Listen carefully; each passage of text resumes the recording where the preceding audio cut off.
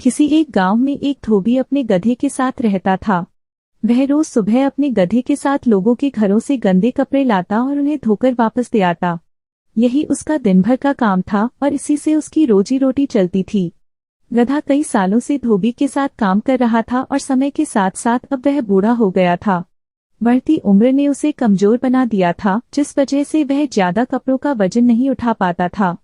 एक दोपहर धोबी अपने गधे के साथ कपड़े धोने धोबी घाट जा रहा था। धूप तेज थी और गर्मी की वजह से दोनों की हालत खराब हो रही थी। गर्मी के साथ साथ कपड़ों के अधिक वजन के कारण गधे को चलने में परेशानी हो रही थी। वो दोनों घाट की तरफ जा ही रहे थे कि अचानक गधे का पैर लड़खड़ाया और वह एक गहरे गड्ढे में गिर गया। अपने गधे को गड्ढे में गिरा देख धोबी घबरा गया और उसे बाहर निकालने के लिए जतन करने लगा।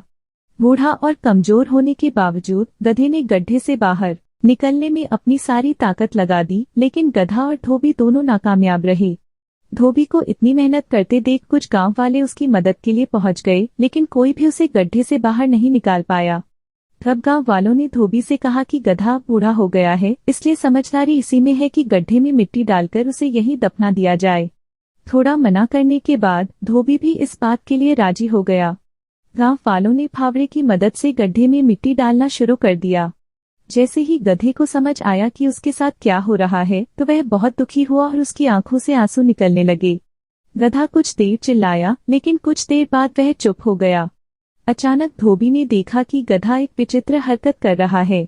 जैसे ही गांव वाले उस पर मिट्टी डालते, वह अपने शरीर से मिट्टी को नीचे गड्ढे में गिरा देता और उस मिट्टी के ऊपर चढ़ जाता।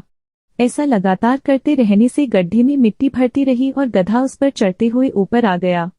अपने गधे की इस चतुराई को देखकर धोबी की आंखों में खुशी के आंसू आ गए और उसने गधे को गले से लगा लिया।